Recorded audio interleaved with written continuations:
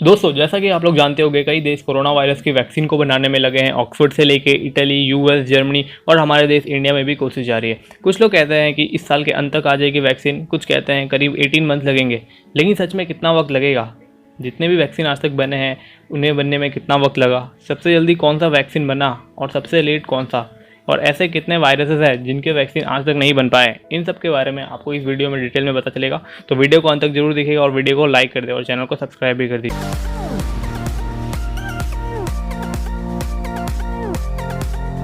ये सारी बातें कहूँ उससे पहले दो बातें। ब्रिटेन के प्राइम मिनिस्टर बोरिस जॉनसन ने ये कहा वैक्सीन बनाने की कोशिश जारी है, लेकिन ये कहा नहीं जा सकता कि कब तक बन पाएगा। आखिर में उन्होंने कहा कोरोना का वैक्सीन कभी बन भी पाएगा यह नहीं।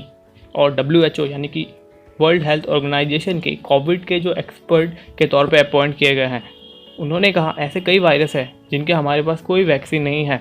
हम ऐसा साफ तौर पर नहीं कह सकते या मानकर चल सकते हैं अभी से कि कोरोना का वैक्सीन आएगा। अगर आ भी गया तो कितना सक्सेसफुल होगा इसकी कोई गारंटी नहीं है। सबसे ख़राब हालत तो ये हो सकती है कि कोरोना का कोई वैक्सीन बने ही नहीं और हमें कोरोना वायरस के साथ ही जीना पड़े। अगर आप इनकी बातों को सीरियसली नहीं लेते तो कुछ बातें सुन लें, आप सीरियसली ले लेंगे। HIV, malaria, rhino virus, dengue, आज तक इन सब के वैक्सीन नहीं बने। HIV के वैक्सीन को बनाने के लिए तो पिछले 20 सालों से कोशिश जारी है। पिछले 20 साल में दुनिया में 3 करोड़ लोगों की मौत हो गई है। दूसरा, मलेरिया, ऑन एन एवरेज हर साल 23 करोड़ लोगों को मलेरिया से इन्फेक्टेड होते हैं और एवरेज 4 लाख लोगों की मौत हो जाती है। लेकिन आज भी इसकी कोई सक्सेसफुल वैक्सीन नहीं बन पाई। डेंगू ही देख लीजिए, आज के समय में डेंगू को सबसे ज़्यादा इन्फेक्टेड डिजीज़ माना जाता है, क्योंकि मच्छर आपको हर जगह मिल जाते हैं आसानी से। डेंगू की आज तक कोई वैक्सीन नहीं बन पाई। ये तो नेगेटिव बात है, कुछ पॉजिटिव चीज़ें भी हैं। ऐसे बहुत सी वैक्सीन बनी है, उनमें से एक डेटा के अकॉर्डिंग वर्ल्ड में 25 लाख न्यू बॉर्न बेबीज़ की जान बचाई जाती है ऐसे ही एक वैक्सीन की मदद से। अब बात करते हैं कोरोना वायरस की। लोग कहते हैं कोरोना वायरस का वैक्सीन बन सकता है और इसमें ज़्यादा वक्त नहीं लगेगा। इस आर्ग्यूमेंट के पीछे ये कहते हैं कि जो मलेरिया और HIV जिसका वैक्सीन अभी तक नहीं बन पाया, उसके हिसाब से कोरोना उतनी तेज़ी से नहीं बढ़ रहा, इसलिए कोरोना का वैक्सीन बनाया जा सकता है। लेकिन इसके लिए भी एटलीस्ट 18 मंथ का वेट करना पड़ेगा। उसके बाद प्रोडक्शन और दुनिया में बांटना, उसमें अलग टाइम लगेगा। इस दुनिया में वायरस कोई नई चीज़ नहीं है और ना ही वैक्सीन नई चीज़ है। वैक्सीन का हिस्ट्री है कि लास्ट 150 ईयर्स से ह्यूमंस पे वैक्सीन का इस्तेमाल हो रहा है, यानी कि 1880 से हमारे ऊपर वैक्सीन का इस्तेमाल हो रहा है।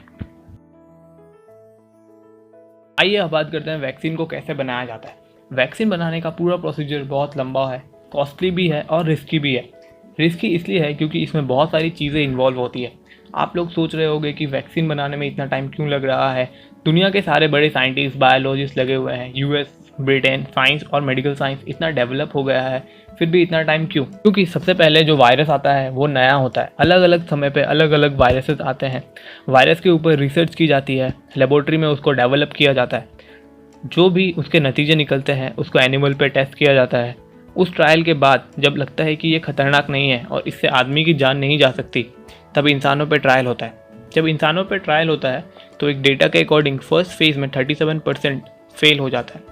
मतलब इतने सारे सक्सेसफुल प्रोसेस, लेबोरेटरी, एनिमल सब सक्सेसफुल होने के बाद भी इंसानों पे 37% फेल हो जाता है। सेकेंड फेज़ में 69% फेल हो जाता है और थर्ड फेज़ में गिर के ये 47% हो जाता है। सिर्फ 10% ही ट्रायल के लास्ट फेज़ तक पहुंचती है। उस 10% में से जो भी 70% भी सक्सेसफुल हो गया तो उसे एक वैक्सीन मान लिया जाता है। WHO यानी कि वर्ल्ड हेल्थ ऑर्गेनाइजेशन उसे अप्रूव कर देता है, फिर वो लोगों तक पहुंचाया जाता है। ये वैक्सीन बनाने का पूरा प्रोसीजर है। आप लोगों ने सार्स वायरस के बारे में तो सुना ही होगा, जो 2003 में निकला था। ये भी इस बार की तरह चाइना से ही निकला था और ये भी कोरोना फैमिली का ही वायरस था। 2003 से आज हम 2020 में हैं, लेकिन आज तक हमारे पास इसका सक्सेसफुल वैक्सीन नहीं है।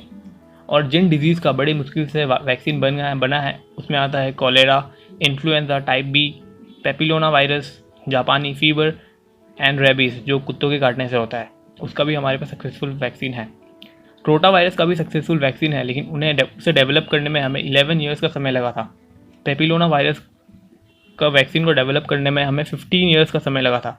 और कोविड-19 का वैक्सीन बनाने का जो गोल रखा गया है वो है 18 मंथ्स, यानी कि 1.5 ईयर्स।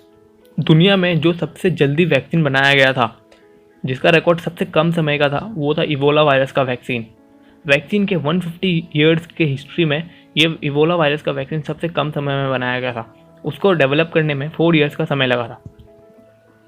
अभी पूरी दुनिया कोरोना वायरस से लड़ रही है। लॉकडाउन, सोशल डिस्टेंसिंग, क्वारंटीन, ये सभी चल रहा है। धीरे धीरे लाइफ को पटरी पे लाने की कोशिश भी की जा रही है।